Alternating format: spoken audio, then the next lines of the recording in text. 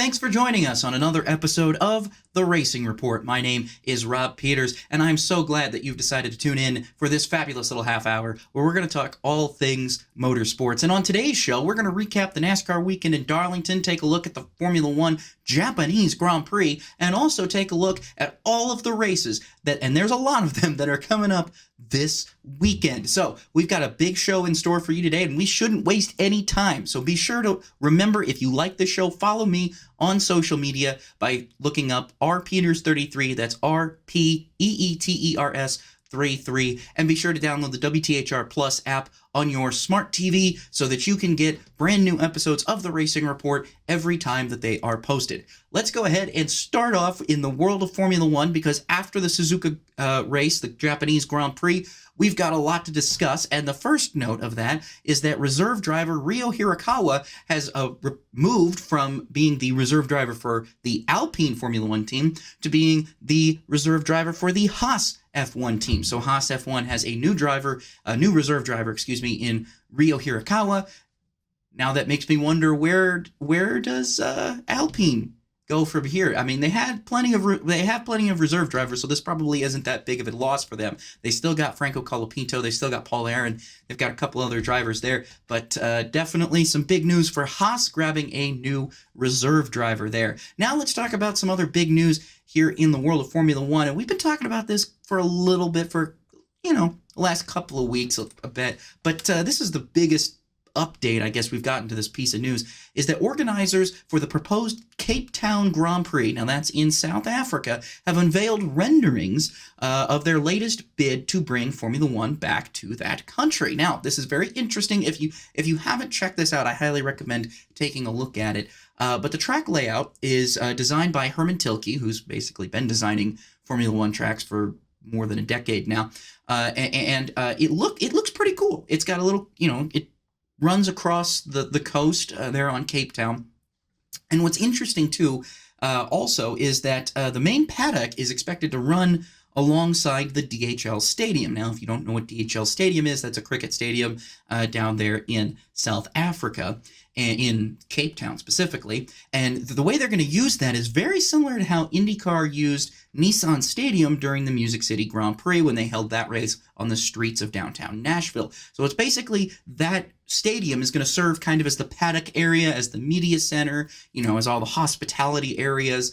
But that is the plan right now, and it's a pretty interesting looking track. Obviously, it'll be a street course, but it'll run kind of parallel to the ocean there that is surrounding Cape Town. So kind of cool. I highly recommend checking out the renderings if you get a chance. But that's the biggest news there, but it's important to note too that this could all be for naught, because the future is still murky in regards to a new Formula One Grand Prix, because you've got Thailand, Rwanda, and even South Korea being legitimately considered for a spot on the 2028 calendar. I'll be curious to see if this Cape Town proposal gains any additional momentum now, especially since we have renderings of the track layout. We have an idea of how the paddock would be set up. I'm kind of curious to see what really comes out of this, and we'll have to monitor that as the months go on. Now, into the final piece of Formula One news, and this is a bit of a cruddy situation, I guess. That's the most politically correct term I can use on this. But Carlos Sainz was fined 10,000 euros because he was late to the grid for the National Anthem ahead of the Japanese Grand Prix. Now, he had a doctor's note that said, hey, he's dealing with some stomach bugs, and this might happen. So Carlos Sainz had to run off to the bathroom just before the National Anthem was played and caused a bit of a delay to that. And so the FIA has fined him 10,000 euros. He was originally fined 20,000, but they suspended 10,000, but he's still on the hook for 10,000, which is what it is. But again, like I said, kind of a stinky situation there for Carlos Sainz. But let's move on into some IndyCar news, because we have a couple of pieces of IndyCar news that we didn't get to talk about last week because the show was just so packed and we had to get through all of it. But they're still kind of evergreen. There wasn't really a lot of IndyCar news released lately, so I'm going to talk about them here real quick. And that first one is that Tony Kanaan is going to have a refresher session at the Indianapolis Motor Speedway in May so that he can jump in to Kyle Larson's car in the event of another Indianapolis 500 rain delay. So last year that was, I think, supposed to be the plan, but Kanaan really never got refresher laps in. Now he's going to make sure that he takes those refresher laps, and we have basically confirmation that Kyle Larson, if he has to leave the 500 early to go run Charlotte, because that is the priority, he has made it very clear that the priority this year is the Coca-Cola 600, not the Indianapolis 500. So if there was another rain delay, Larson would likely be on a helicopter back to Charlotte pretty quickly, I would think. But we get to see Tony Kanaan jump in the car one last time, so that'd be kind of cool. So some pros and cons there as they see, but we'll see more along the lines as we get closer to the month of May here in the next couple of weeks. But then, in addition to that, Prime Video has joined to sponsor Larson's double effort, and they've also committed to film a documentary of it. So Prime Video will have a documentary of Kyle Larson's double attempt, which is always kind of cool. I think they did one, NBC Sports did one with Kurt Busch back in 2014 when he attempted the double. So I'm always interested in some of those documentaries. It's always cool to see how, history is documented in those moments, and what you see on the broadcast and maybe what you see not on the broadcast is usually shown in those documentaries. So kind of looking forward to that, and that'll be pretty cool to see. Now, next piece of last week's IndyCar news, like I said, unfortunately, but this is last week's IndyCar news. Roger Penske said during the ribbon cutting last week at the ceremony for the reopening of the Indianapolis Motor Speedway Hall of Fame Museum that the series does indeed plan to debut a new car design for the start of the 2027 season. So we are 2 seasons away from a new IndyCar car design, and I don't think any of the public has seen it. The only people I believe who have seen this proposed car design are the actual team owners. So the public, you and me, journalists, nobody really knows what these cars are going to look like except for the teams that have seen the prototype drawings, I guess, of what the chassis might look like. But again, we do have some, we have a decent designer, going in and taking a look and see what, maybe we can make a cool looking IndyCar again. Who knows? Not to say that these current ones aren't cool, but, maybe we'll get something that maybe looks a little bit more of like the 90s style of IndyCar with added safety features. Who knows? I don't know. We'll find out. I'll be curious to see how that goes. Now let's move into the world of supercars, because we do have a supercars race this weekend down under. They'll be in Taupō in New Zealand. And speaking of New Zealand, Ruapuna appears set to join Taupō as New Zealand rounds in supercars as early as next year. Now this is insane because it seemed a long time ago that Highlands Motorsport Park was going to get that call and be added to the supercar schedule as a New Zealand round in the future. But now it appears that instead Ruapuna is going to be there. And I apologize if I'm butchering that. I butchered Taupō all last year, and now I know how it's pronounced. So maybe someone can correct me on that. But no formal announcement has been made. But the city of Christchurch did give a statement to Speed Cafe that said, quote, Christchurch has submitted a bid to host the Supercars Championship, and we look forward to hearing official notice from Supercars on their preferred venue. Along with the Canterbury Car Club, we await the outcome in the near future. So some big news there in the world of supercars. If you are a New Zealand fan in supercars, you might have 2 races as early as next year to attend. So definitely be watching that, see what Supercars does announce in the future, if they do end up going with this Ruapuna, or maybe they do a shock thing and say, no, actually, we're going to go to the Highlands instead. I don't know.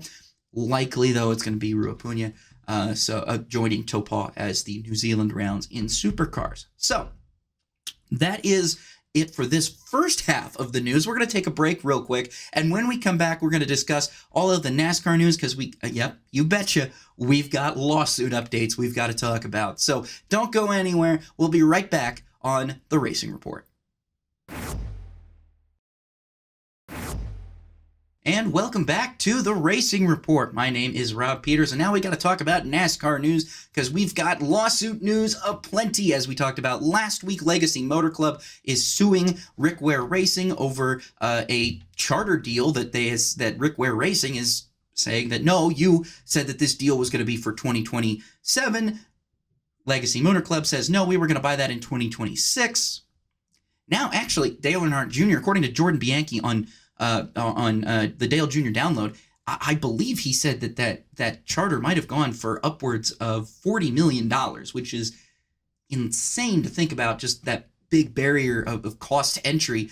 But we now know that Legacy Motors Club has also been granted a temporary restraining order against Rick Ware Racing as the team pursues legal action over that sale of that charter. The restraining order will prevent Rick Ware Racing from selling, leasing, or taking other action regarding the charter in question for at least 10 days or until an agreement has been reached between the two sides. So that is the most recent update on that lawsuit. And guess what? We're not stopping there when it comes to talking about lawsuits. Lawyers for 2311 Racing and Front Row Motorsports are now asking a Colorado court to force Liberty Media, the owners of Formula One, to comply with a subpoena to hand over financial information regarding recent Concord agreements, at least extending from January 1st, 2026 to December 31st, 2024, aka the amount of time the original NASCAR charter agreement was in effect. Now, apparently, according to reports from Racer.com, from Motorsport.com, the subpoena was issued to Liberty Media on February 19th after the discovery process in the antitrust lawsuit began. That was the antitrust lawsuit brought against NASCAR by 2311 and Front Row Motorsports. However, at that time, according to these reports, Liberty Media refused to produce any of those documents, which led the counsel of 2311 and Front Row Motorsports to meet with Formula One's counsel to narrow their request down to the following. This is what 2311 and Formula One, and FRM are asking of Formula One and Liberty Media. They want the percentage and types of revenue shared with or among the league and teams. So they want to know how much of the revenue sharing is going to not just Formula One, but then also all of their 10, soon to be 11 teams.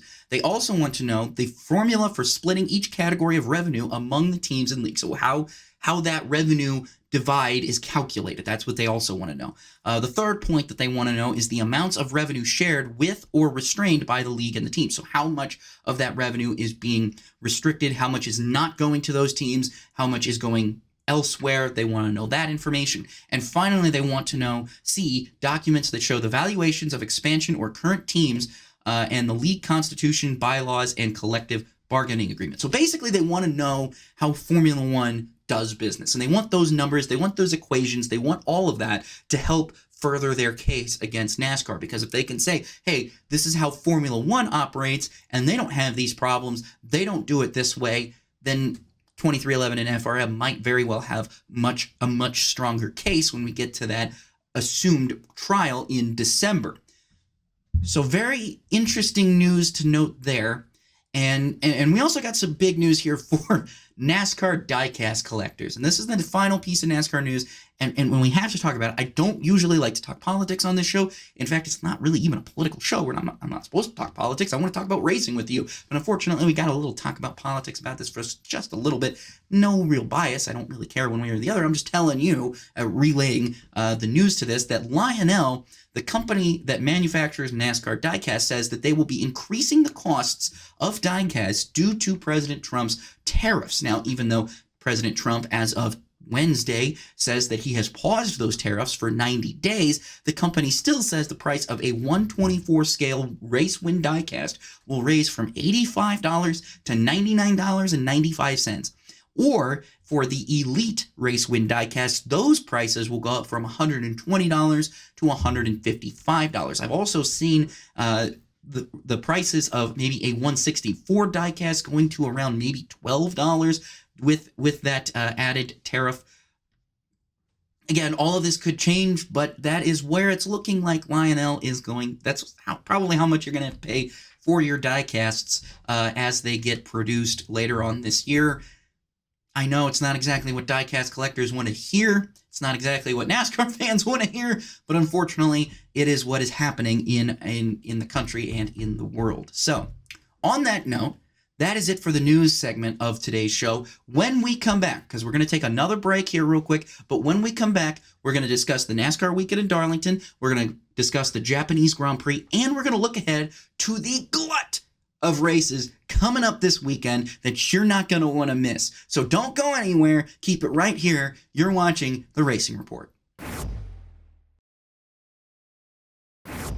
And welcome back to The Racing Report. Now let's get you caught up on all the races that happened from this weekend. There's really only two major ones, but NASCAR was in Darlington this weekend. The track Too Tough to Tame, the Lady in Black, whatever you want to call it. It is a magical place to watch a NASCAR race, I tell you. But a lot of people were kind of wondering, ooh, this race wasn't maybe as good as the last couple of Darlington races have been. Maybe? I don't know. I will say that the end of this race was definitely very, very entertaining. You had Tyler Reddick going out there on older tires than Ryan Blaney had. Ryan Blaney was coming. He caught and he passed Tyler Reddick within the last 3 laps. And then what happens? Kyle Larson spins and a caution comes out. That was actually Larson's second spin. He spun with about 3 or 4 laps into the race. And damaged his car, went down a lap, team went back to fix it, because again, the new DVP rules are different now. You can go back to the garage and fix your race car and come back out. So Larson was doing that, but then what happened was he was riding right behind Tyler Reddick and Ryan Blaney. Ryan Blaney passes Tyler Reddick. Tyler Reddick, obviously his tires are wearing. He slides up and just gets into the wall, just a tad bit there. And that's enough to cause Kyle Larson to slow up right in front of Bubba Wallace, who spins him around. And Bubba wasn't exactly anticipating that at all, and I know that he definitely felt bad for costing Ryan Blaney that win, because you know Bubba and Blaney are two very, very good friends. They've played in bands together. They've had some very funny Twitter videos and TikTok videos go viral in the past. So that was definitely not the way you wanted to win. But then it was the fact that Denny Hamlin won this race basically out of nowhere. I don't think anybody tabbed Denny Hamlin for winning this race, at least not by halfway, or at the very least by the end of stage 2. But Hamlin's pit crew got him out first, got him out in front of William Byron, who, by the way, had dominated that entire race, only to come up second. I mean, Blaney and Byron, I think, definitely are probably the two most disappointed people in Darlington, because both of them know that they very well could have and should have won that race had it gone maybe a little bit different for them. But that gives Denny Hamlin back-to-back victories.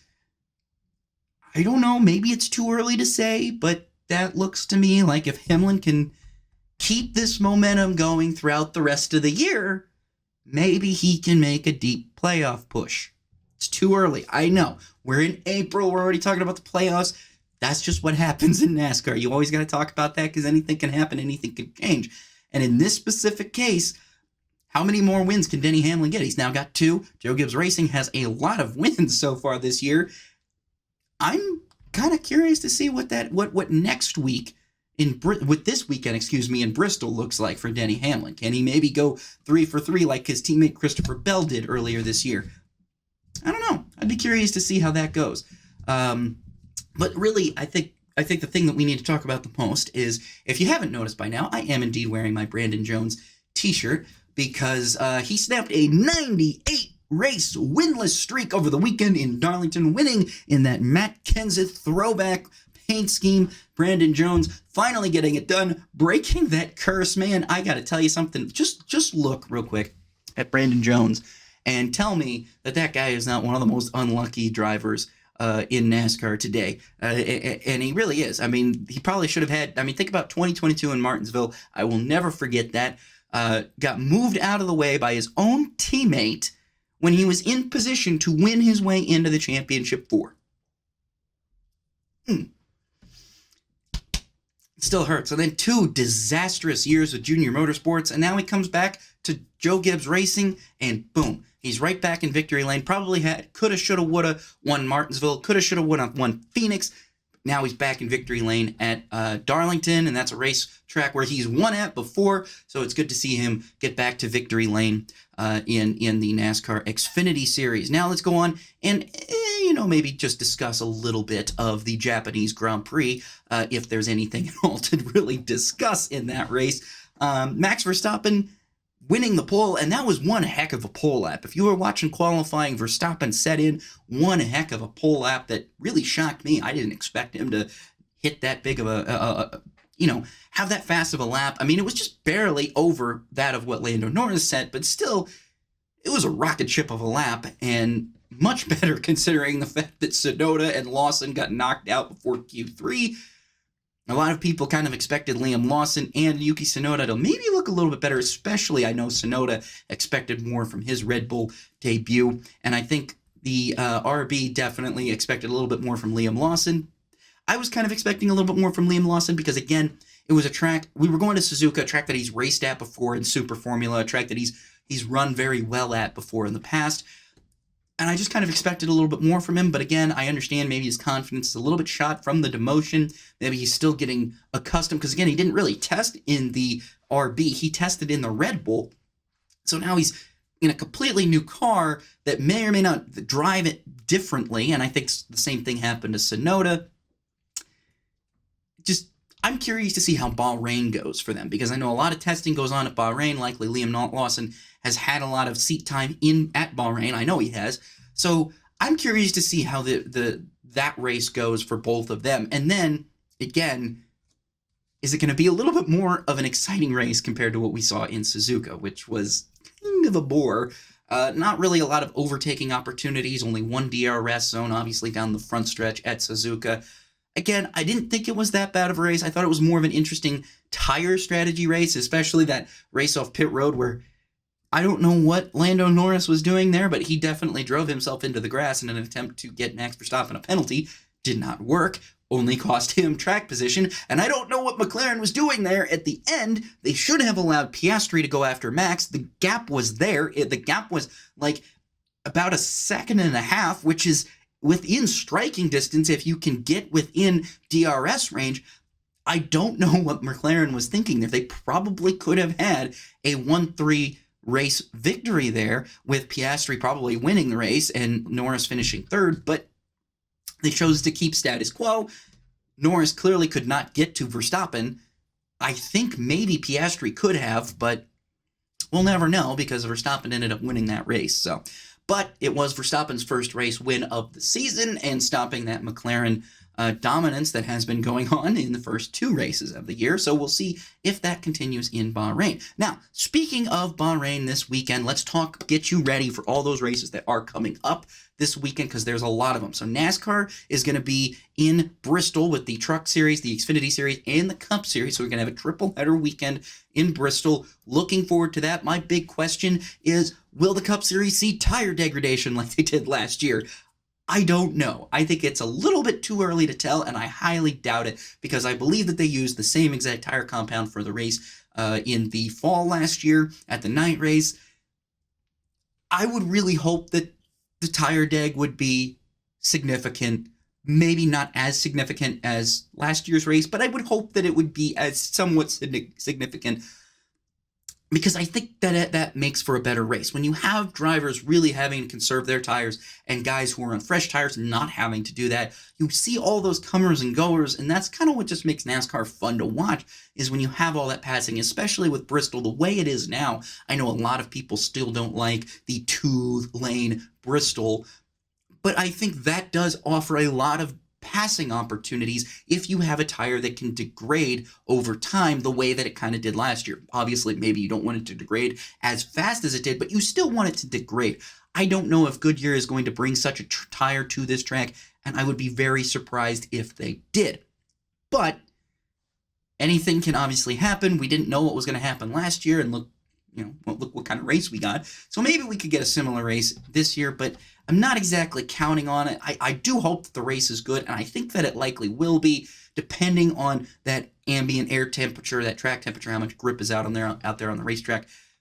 But it's Bristol. It's always fun, even though it's maybe not what it was 25 years ago. But it's still Bristol. It's still fun, and it's still an event to see. So now, also coming up this weekend, we've got IndyCar and IMSA in Long Beach. So we've got a lot of racing going on down there in Long Beach. Again, still no Indy Next. Indy Next is still off until Barber, but the IndyCar Series and the IMSA WeatherTech series are going to be there, but it's going to be a kind of a truncated IMSA series. So 27 cars, only GTP and GTD cars. So the prototypes and the GTD sports cars, they're going to be in that race. It's kind of a smaller event. It's a street track. It's not very large. It can't really accommodate a full IMSA field, but GTP and GTD is still a good enough field to put on a good race. But obviously IndyCar being in Long Beach is a big deal, because I think, I'm not sure who we really are going to expect to see this. Scott Dixon won last year, but so far through this year, it's been Alex Palou, and the Penske cars have been struggling.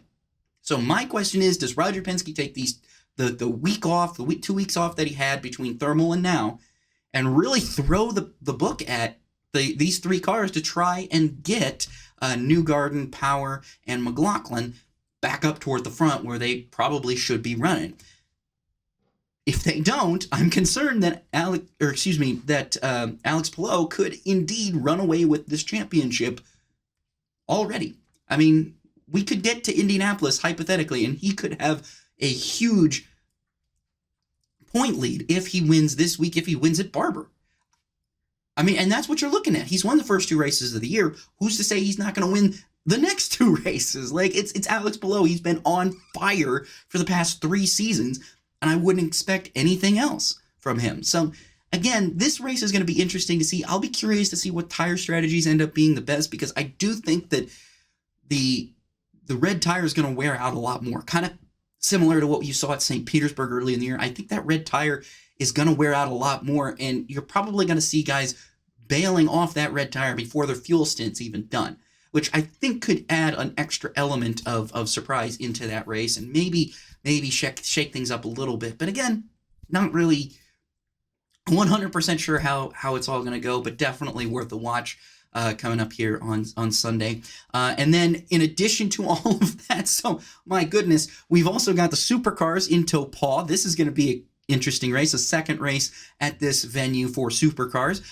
It'll be the first Super 440 event. So they've never done a 440 kilometer long event broken up into different races. It's the first type of event that they're ever going to have with this format. And if you're familiar with different Supercars formats, this is just the newest one. Usually they have the Super Sprint, they have the 500 kilometer races or whatever that are split into 2, or you have the Enduros and things like that. So a lot of different interesting there. I'm curious to see how the Red Bull teammates are going to do. They're still up at the top of the point standings. So Will Brown, Brock Feeney, probably have to think of them as the favorites, but you cannot count out the Cam Waters or Brody Kostecki. Cam Waters obviously driving for Tickford, Brody Kostecki now with Dick Johnson Racing. Those DJR cars, by the way, are going to look a little bit different. They're going to have a little bit new livery on the side of their cars, so don't be looking for that Shell V-Power car that's been running the last several years. You're going to want to be looking for a little bit of a different looking car. They're going to pay homage to